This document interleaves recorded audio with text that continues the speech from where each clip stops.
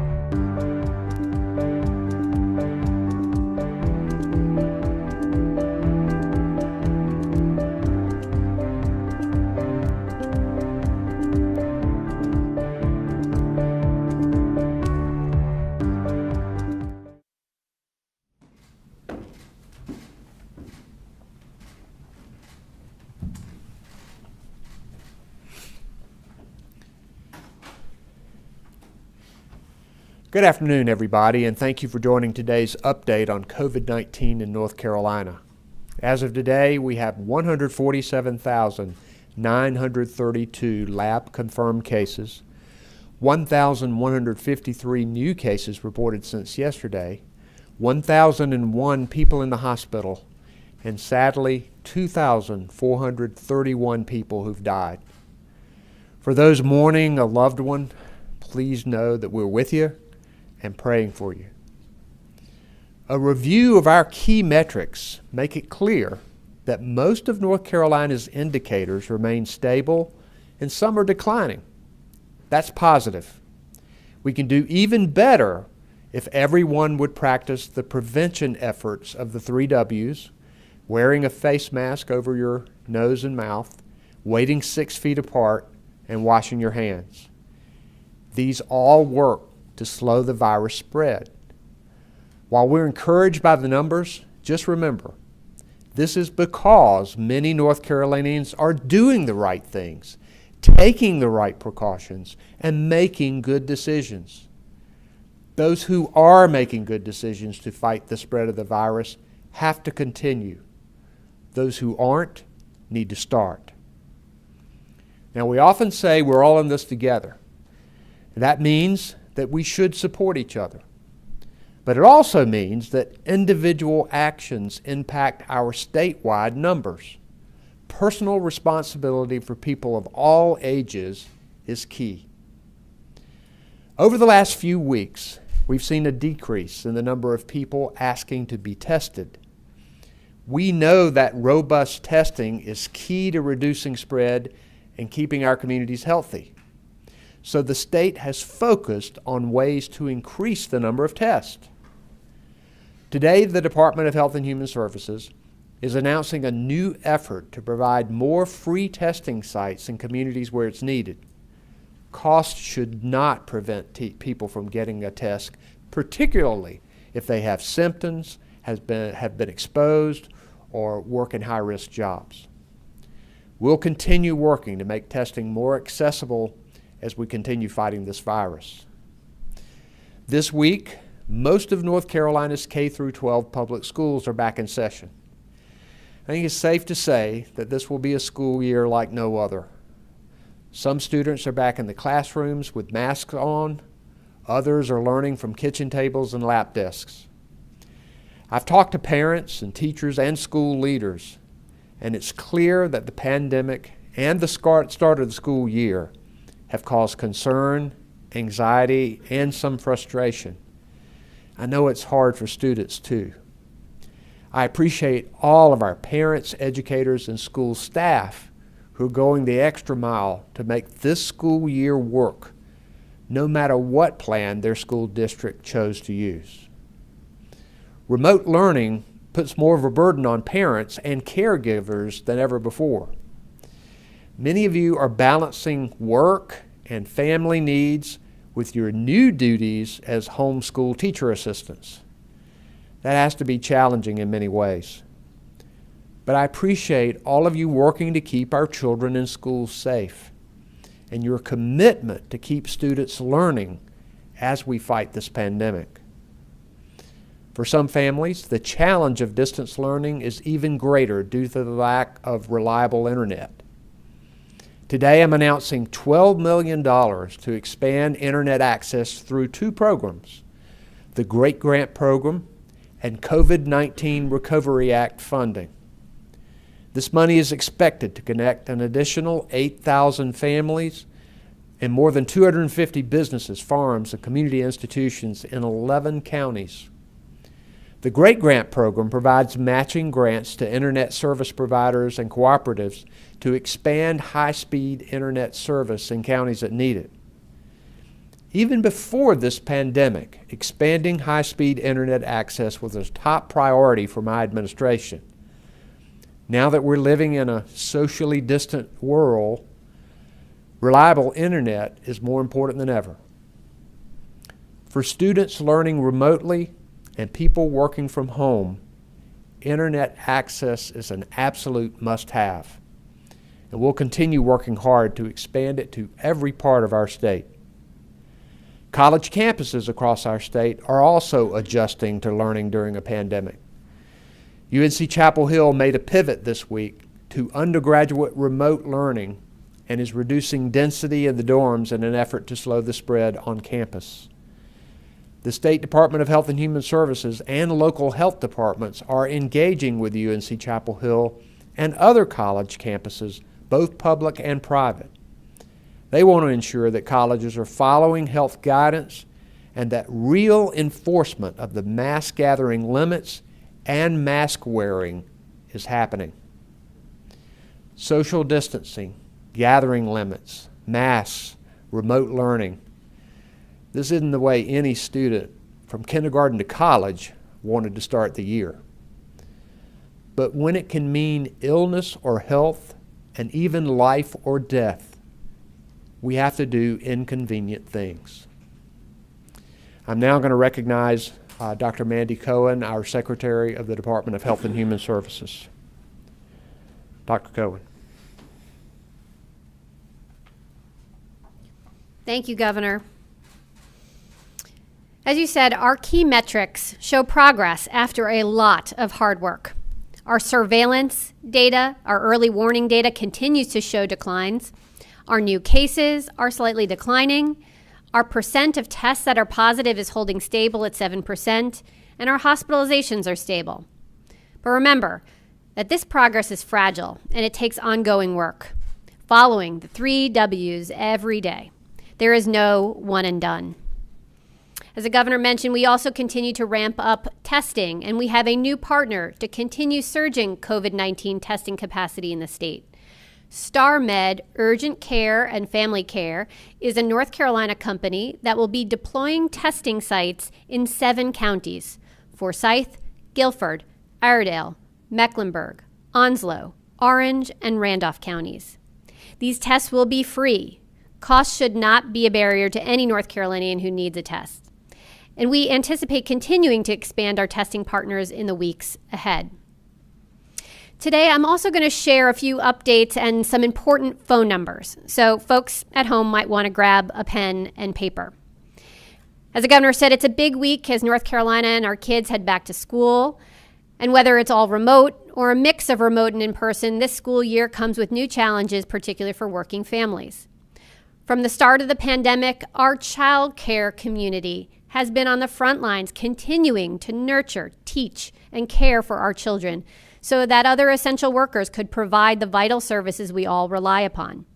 With school starting, They continue to be there for families and children. To help families find the childcare they need for school-age children, we've stood up a childcare hotline. Families can call 1-888-600-1685. That's 1-888-600-1685 to connect to their options for childcare in their communities. And it's not just parents who need a helping hand. Our educators and school teams are working in an unprecedented situation. We want to make sure our teachers and school staff have access to mental health and resilient support that they may need, whether they're teaching in person or remotely this year. Our Hope for Healers helpline provides mental health and resilient support to healthcare and childcare workers. And now we've extended that to educational staff who may be experiencing stress from being on the front lines of the state's COVID-19 response. Assistance is available for teachers and staff and their families through the Hope for Healers helpline at 919-226-2002. That's 919-226-2002. With children headed back to school and flu season right around the corner, it's more important than ever this year for everyone to get their recommended immunizations, especially students. Childhood immunizations keep kids safe and protect public health by lowering the likelihood of an outbreak of a vaccine-preventable disease like measles. Whether children are homeschooled or attend school in person or remotely, they are required by state law to receive certain immunizations. These requirements are listed on the DHHS website and will be making special efforts during this unusual back-to-school season to help families make sure that children can stay current on all of their age-appropriate vaccines. As I said before, getting students back into school has been a top priority, and that includes our college students. All colleges and universities should be requiring and enforcing that students and staff wear cloth masks that cover their mouth and their nose, and limiting social gatherings to 10 people indoors and 25 outdoors, whether students are on campus or off campus. Because COVID-19 is highly contagious, communal living such as dorms make it challenging to control these outbreaks. Reducing the number of students living in dorms and limiting gatherings can help prevent the spread of the virus. I've talked to higher education leaders across the state about learning from the experience at UNC Chapel Hill and how they can work to protect their campuses and the surrounding communities. There are simple steps all of us can take to slow the spread and give North Carolina students their best shot at returning to normalcy this school year. You know what it is. It's those 3 W's. Wearing a face covering over your nose and mouth, waiting 6 feet apart, and washing your hands often. Our 3 W's: wear, wait, and wash. Thank you, Governor. We'll now recognize our Director of the Emergency Management, Mike Sprayberry. Mike? Thank you, Governor, and thank you for your leadership. Good afternoon. Today is day 163 of the State Emergency Operations Center's COVID-19 response. The CERT continues to work to push PPE throughout the state as a major logistical operation. This week, we are focused on large orders for the Board of Elections, as well as a resupply of PPE for our correctional facilities. Our supplies of PPE remain good. The supply chain for face coverings, gloves, gowns, and other protective gear is currently sustainable.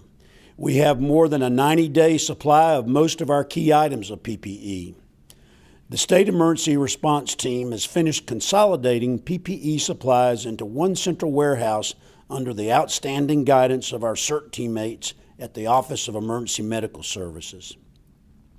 Next, I want to talk about disaster recovery. Today, the CERT is working to complete damage assessments from several recent disaster events to include 15 eastern counties for Hurricane Isaias impacts, several counties in and around Sparta, North Carolina for earthquake impacts, and Harnett County for flash flooding impacts. These damage assessments will help determine if these events will qualify for federal or state disaster recovery assistance. For Hurricane Isaias, we are working with our local partners and FEMA to conduct joint damage assessments. The FEMA team includes an expert in assessing damages to beaches. In Bertie County, where the tornado struck, 58 people from 20 families remain housed in hotels. Bertie County has acquired 14 travel trailers from Hyde County, and those trailers are being prepared to house tornado victims who need temporary housing solutions quickly. We are meeting today in Bertie County with their long-term housing group to identify more permanent housing solutions. A request for a disaster declaration from the U.S. Small Business Administration has been submitted for Bertie County by the governor, and we're very thankful for that, sir. This is a first step before moving ahead to request a state or federal disaster declaration.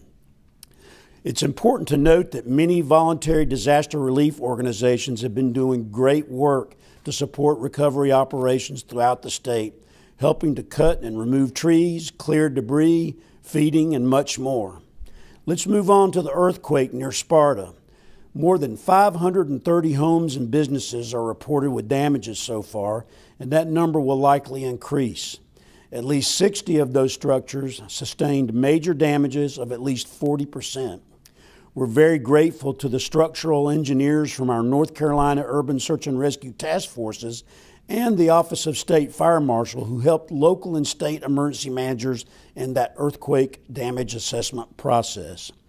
We have submitted information to the U.S. Small Business Administration for their review so they can understand what we need as far as another request for SBA disaster declaration for that event.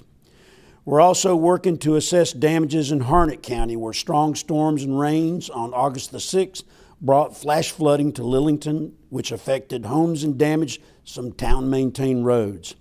I do want to note that we're monitoring 3 systems currently in the Atlantic for potential tropical weather. While it's too early to know the potential impacts to North Carolina, we're asking that everyone remain aware and make sure your personal emergency kit includes necessary items such as face coverings and hand sanitizer, and making sure that you have an evacuation plan should you or your family need it. If you have questions about evacuations, please visit readync.org for more information about preparedness kits, personal emergency planning, and evacuations as part of our Know Your Zone initiative. Lastly, just as the governor and Madam Secretary said, remember to observe the 3 W's. Wear a cloth face covering, wait at least 6 feet apart, and wash your hands often. That's wear, wait, and wash. This is how we slow the spread of the virus, working collectively together. We have the power. As always, don't forget to look out for your family, friends, and neighbors, and to call your loved ones daily. Guaranteed they'll appreciate it. With kindness and cooperation, we'll all get through this together as one team, one mission, and one family. Thank you, Governor.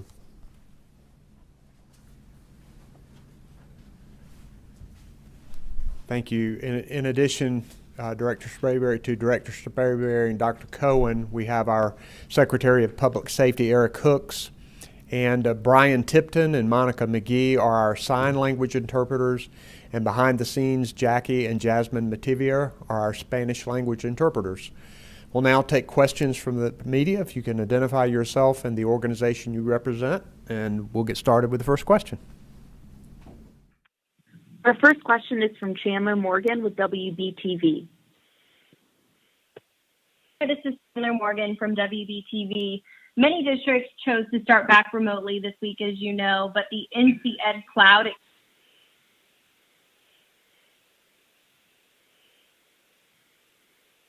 Her question cut off. Hey, Chandler, can you repeat that question because you blanked out on us? No problem. Can you hear me? I can now, yes. Thank you. Again, this is Chandler Morgan from WBTV. Many districts, they started back remotely this week, but the NC Ed Cloud, it continues to crash and students can't log on. So hours are being missed from a learning standpoint. Is this a priority for your administration to work and press NCDPI to get this server fixed? And if more crashes happen and hours are lost, do you worry that students might lose instructional days and fall behind? It really is unacceptable to have those kinds of technical glitches when you're trying to do remote learning. That has to be frustrating to teachers, students, and parents. The Department of Public Instruction is responsible for that. I know our Department of Information Technology has offered assistance to them if they need it. I know that it needs to be fixed because our students learning remotely need to have this kind of connection with their school. Next question, please. Follow-up, Chandler Morgan, WBTV. Thank you, Governor, for your answer. And just because of these crashes, obviously teachers and parents, they've had to get resourceful and be flexible to find ways to get instruction and otherwise during that time when it crashes. So what can you say to those teachers and parents who are really bending over backwards to make sure that teaching goes on despite those repeated glitches? So grateful for our teachers and our parents who are working so hard under such difficult conditions. Having to learn remotely is a real challenge, and I know that they're coming up with many innovative ways to do it. So we're going to continue to offer our support and to make sure that this is the best year possible. We know it's going to be a school year like no other, but we have to make it work because, number one, we need to keep our teachers and students safe, and number two, our students have to keep on learning. Thanks. Next question, please. Our next question is from Nikki Hauser with WITN. Hi, yes, this is Nikki Hauser with WITN. Thanks for doing this, Governor. Like you said, UNC Chapel Hill did suspend their in-person classes after finding 4 COVID-19 clusters on their campus. ECU is now seeing a cluster pop up on their campus right now, but they're right now sticking with in-person learning. Do you agree with that decision, and do you think that the school is doing enough to stop the spread of the virus? Well, first, protection of our students and our faculty have to be the number one priority. It's also important for students to keep on learning. First and foremost, it is critical for the university and the towns that they're in and the counties they're in to enforce the safety guidelines of wearing masks, avoiding mass gatherings. And we want the universities to work hard to enforce it along with local law enforcement. I know our Secretary of Public Safety has sent a message to all campus police and to chiefs in these towns where these universities are that it is so important to enforce the rules. And we want learning to be productive, but we also want it to be safe. And I'm also going to turn it over to Dr. Cohen, who has had some more in-depth discussions with the president and with the various chancellors of our university system, along with independent and private colleges. So, Dr. Cohen. Thank you, Governor. That's right. We're trying to make sure that we are being proactive, learning some lessons about what happened at Chapel Hill and how do we apply those lessons across the state. I've talked to a number of chancellors within the UNC system. I did speak with the chancellor of ECU just this morning about how we can work together as a team on making sure that we are enforcing, as the governor said, those mandates around masks and around social gathering, both on and off campus. And I think we had they have a very productive plan on how they're not just going to work with law enforcement, but use the tools at the university at ECU to hold students accountable. So I think that that is a good step forward. I think we also need to make sure, if there are outbreaks, to make sure that there's close connection between the universities and the local health department so that we can quickly jump on issues and make sure if we see a cluster of cases, it can remain as small as possible. So those are the kinds of things that we're doing. Like I said, having a number of conversations to reinforce our guidance to help prioritize the work that they are doing to keep their campuses and their communities safe. Thanks. Next question, please. Follow-up, Nikki Hauser, WITN. Thank you so much. My only other question is for counties whose K through 12 schools went back to school in person this week, but are still, seeing increases in cases. Would your office try to work with them to move back online? And if so, is there a timeline for that? We've given all of the school systems the choice of being either fully remote or partly in person and part remote.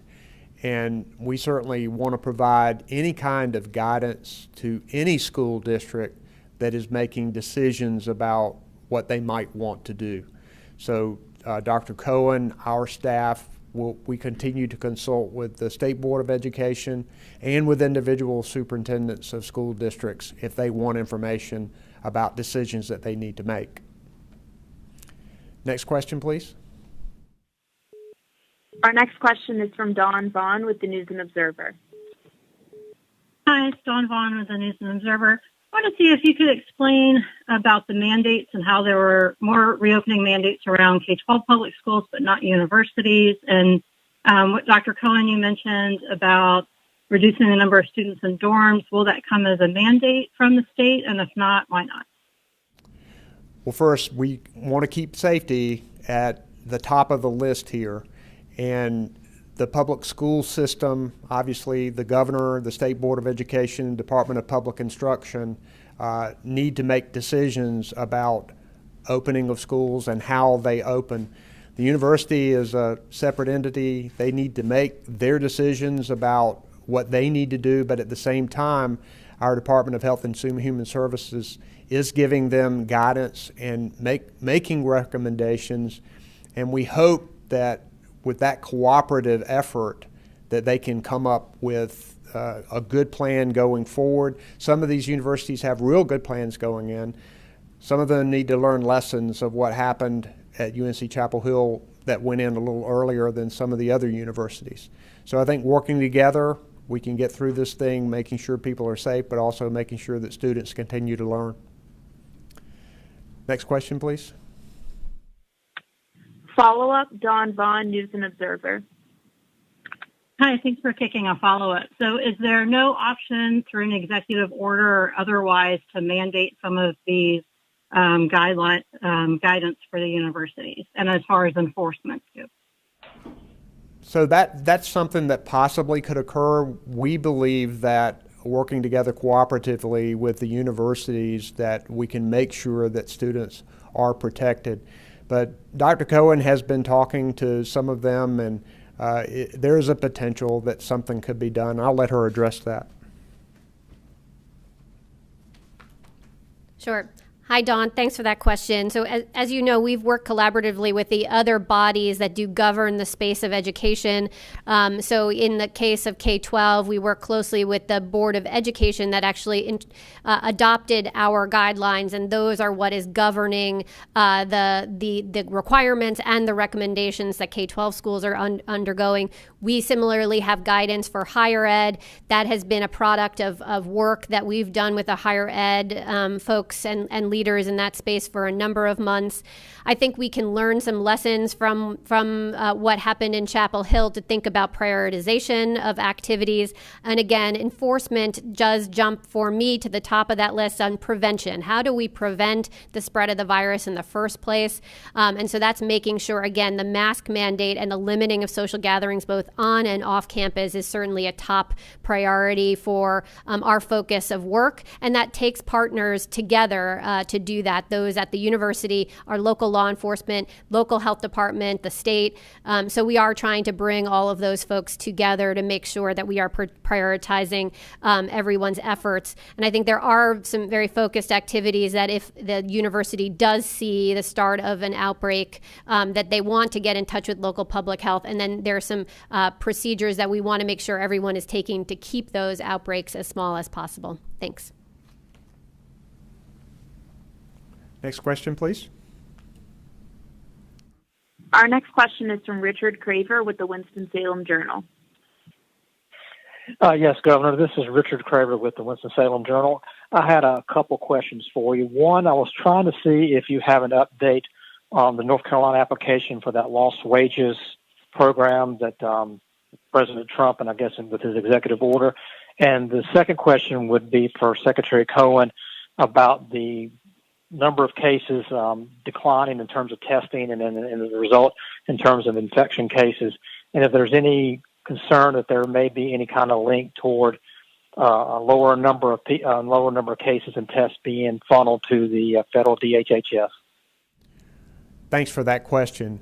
We want to get the most unemployment benefits help to people as quickly as we possibly can.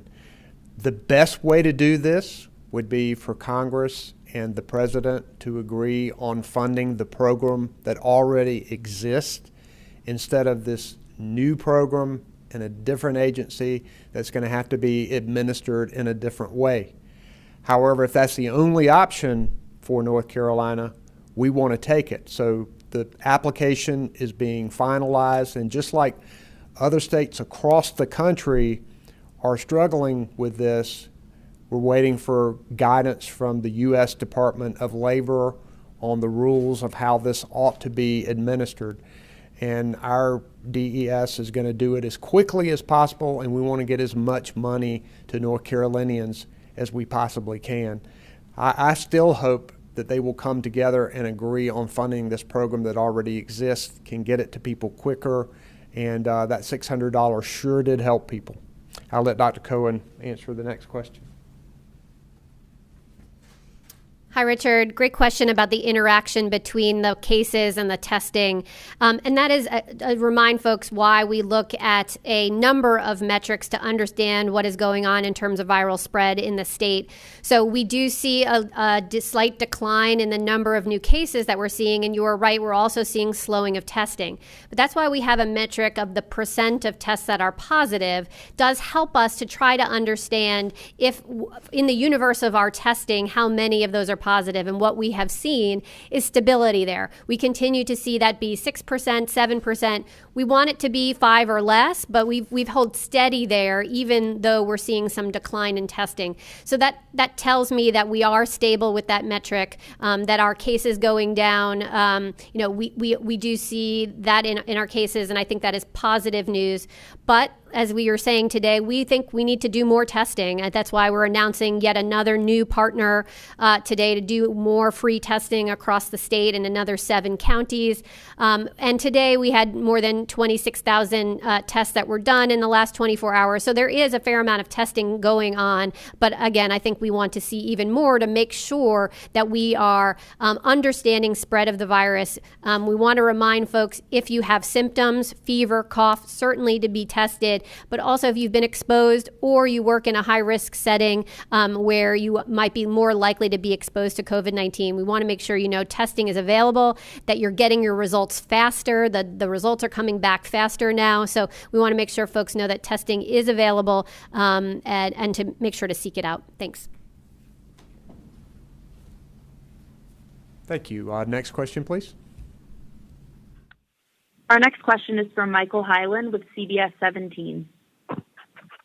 Hi, I wanted to follow up first on the unemployment issue. Are there any steps you plan to take if you are indeed pursuing this program to ensure that people actually get the full $400?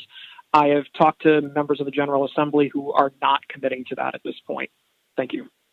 Yeah, we want, if this is the only option, we would rather have the $600 under the existing program. But if this is the only option, we want to try to get that $400. We want to try to get as much unemployment compensation to people who are out of work through no fault of their own, get it to them as quickly as possible. Many of them now have been a while without getting that extra $600 a week, and that means that rent might not be paid and food might not be on the table. I think it's unconscionable that the President and Congress has left this issue on the table.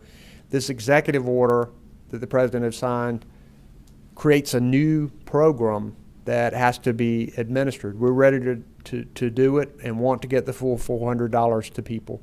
Still, we would rather Congress and the President take action on the existing program.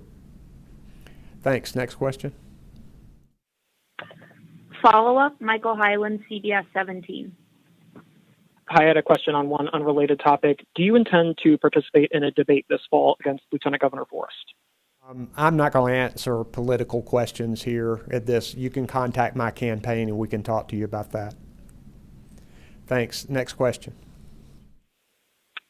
Our next question is from Kate Martin with Carolina Public Press.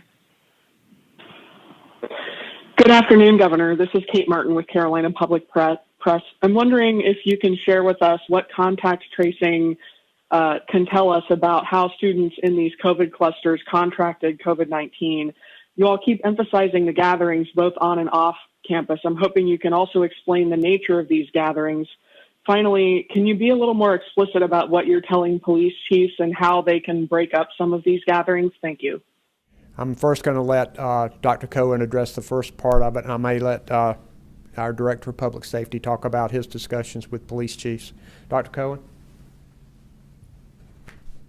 Hi, Kate. I think we're just at the beginning of understanding exactly the viral spread on some of the campuses. I can say anecdotally in my conversations with some of the chancellors and other presidents that they are saying that the clusters are in two veins. Some of them are amongst their athletic teams that have been practicing together and have been on campus for longer. A number of them had been related to some sorority, fraternity, other Greek life events where they live in the same location.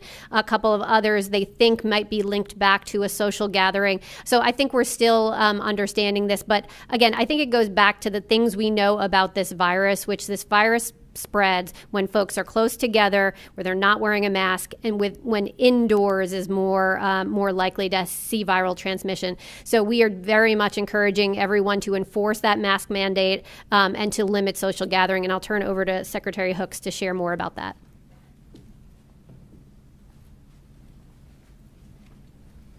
Thank you, Secretary Cohen. Throughout this entire pandemic, we have been engaged with our law enforcement partners across the board concerning all issues that impact communities. And we certainly recognize that law enforcement has to be a part of the community, so they have a natural connection to those communities that they serve. And so we have really just doubled down on that aspect of community-oriented type policing, where they engage with individuals and encourage them to do the right thing, basically, because we want self-compliance. But for those individuals that do not readily comply, we wanted to make sure that they had all the tools in their toolbox at their disposal to enforce these executive orders. And it does not necessarily mean arresting people en masse, but it could be issuing citations, and I have provided model guidance language both to local sheriff's departments and police departments, campus departments as well, and have shared that information with the Conference of District Attorneys for more appropriate enforcement of mass gatherings and other aspects of the EEO concerning wearing of masks. Thank you, Secretary Hooks and Secretary Cohen. Next question, please. Our next question is from Laura Leslie with WRAL.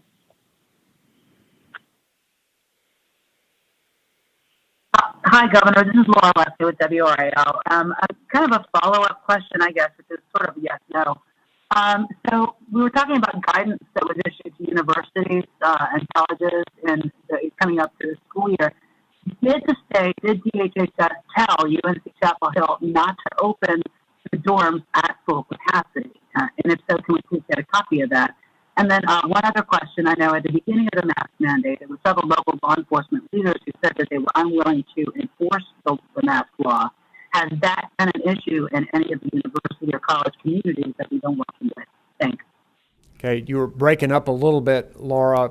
I know that our Department of Health and Human Services provided general safety health guidelines to the universities before they put their plans into place, and Dr. Cohen is continuing to engage with them, and I'm going to let her address exactly what those conversations have been about.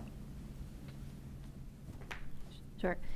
Thanks, Laura, for the question. Yes, we've worked with our higher ed leaders to put together guidance. And so we did not make the decision for the universities whether or not to open their dorms or open fully online or not online. What we did, as we did for many industries, is put out our guidance. We worked with the industries, whether it was higher ed or another, to put that guidance together and make sure that that was clear to folks. But the decision about whether or not to open and how to open exactly was made by the universities themselves. Thanks. And Laura, I know you had a second question there. I think it had to do with law enforcement, but I didn't quite catch it. So can you repeat the second part of your question?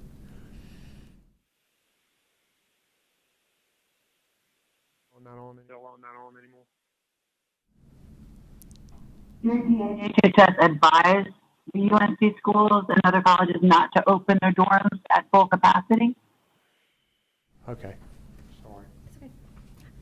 Hi, Laura. So we did not have that question. I do know that the local Department of Health, the Orange County Health Director, did give other advice to Chapel Hill, but our conversations really focused on the kinds of guidance that we were putting together, and then those decisions were left to the university to make. Thanks. Thanks. Next question, please. Our next question is from Robin Kennedy with Fox 46. Hi, good afternoon, Governor and Secretary Cohen. Wanted to ask why you guys believe that we're seeing a decline in cases and also a stability of the percent positive.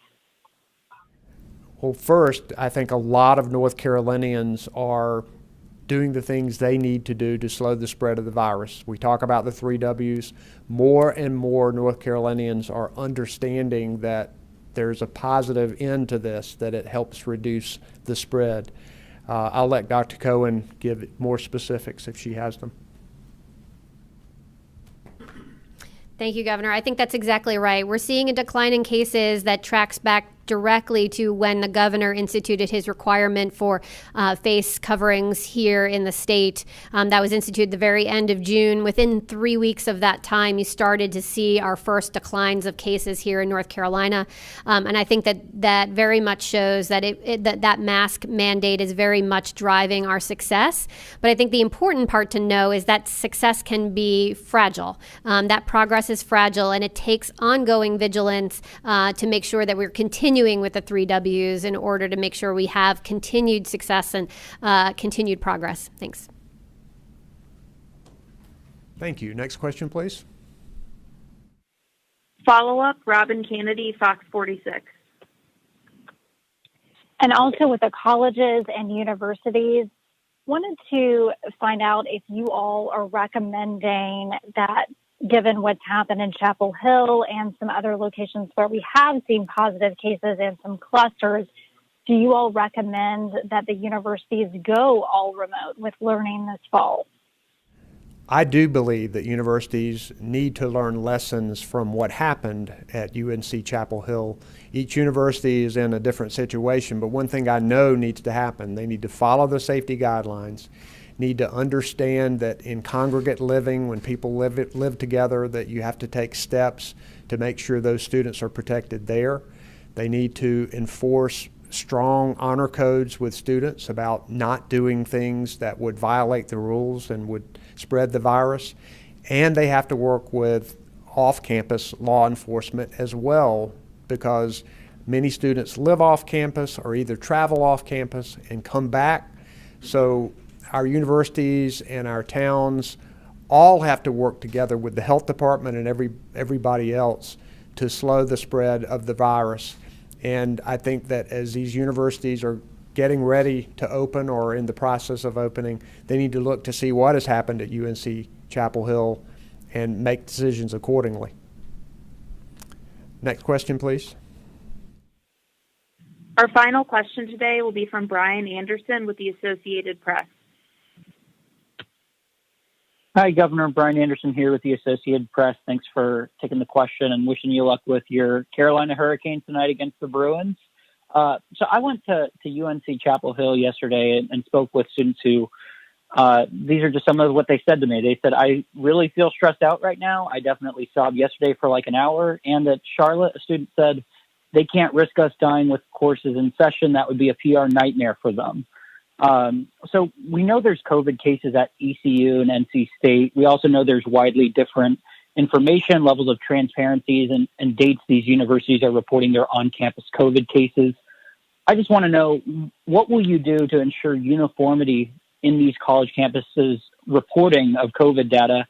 And can you ensure that students will get refunded their housing, meal plans, and athletic fees if in-person classes are canceled and students want to go home?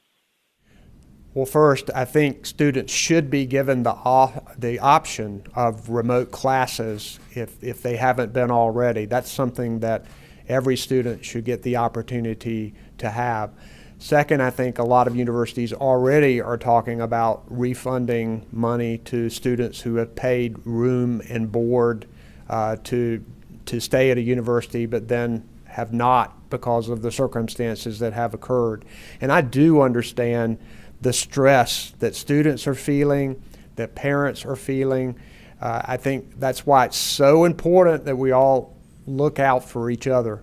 I think it's important for us too to know the data at each of these universities so that everybody can keep up with it.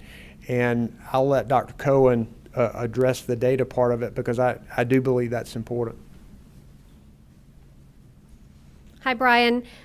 As we've talked about a number of times, there are certain things that we at the department have requirements about by law that folks must report to us in terms of cases. That is the case for K-12 schools. They are required when they have a cluster to report to us. That's not the case at universities and colleges. But I will say, in all of my conversations that we've been having since the beginning of this, but certainly in the last number of days, we have very much been encouraging all of our colleges and universities to reach out to their local health departments if they see a starting of a cluster of cases at the university or college. One, to help us do the reporting that you're talking about, but also so that we can jump on top of those outbreaks and slow the spread of the virus as quickly as possible. But do know that we do not have a legal requirement for them to report to us. I would ask them to be as transparent as possible, because I think it's important, as you were saying, for us to all know what is happening so that we can work together to slow the spread of that virus on the campus. Thank you. And if there's a follow-up, Brian? Yes.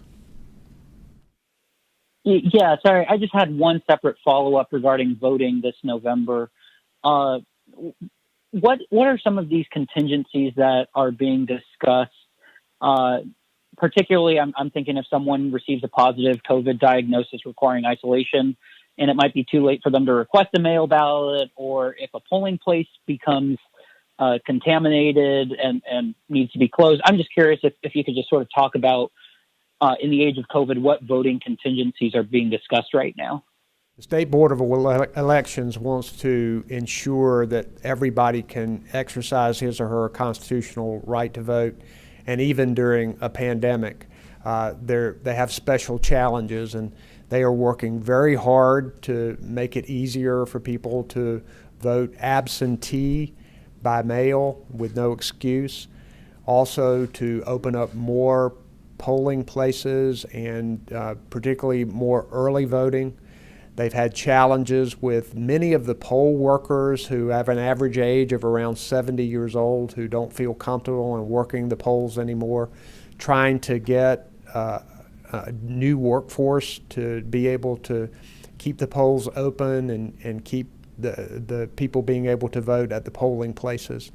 And as to specific situations, I'm going to let Dr. Cohen talk about what they have talked about regarding COVID outbreaks. Hi, Brian. So you can check on our website. We do have very detailed guidance related to elections and how folks can be sure on the front end to do as much prevention as possible. And what I would say to as many folks who are listening is to vote early, right? So that we don't get into a situation where there is an issue either with your own health or with a polling location. There'll be opportunities for early voting, as the governor mentioned, by mail and such. But then we have protocols on how to work with these individual locations if there was to be some sort of exposure at the polling place itself. Again, we want to do everything possible to make sure that folks can exercise fully their right to vote either in person or by mail, even though we have COVID here in our communities. Thanks. Thanks, everybody, for being with us today. We appreciate it.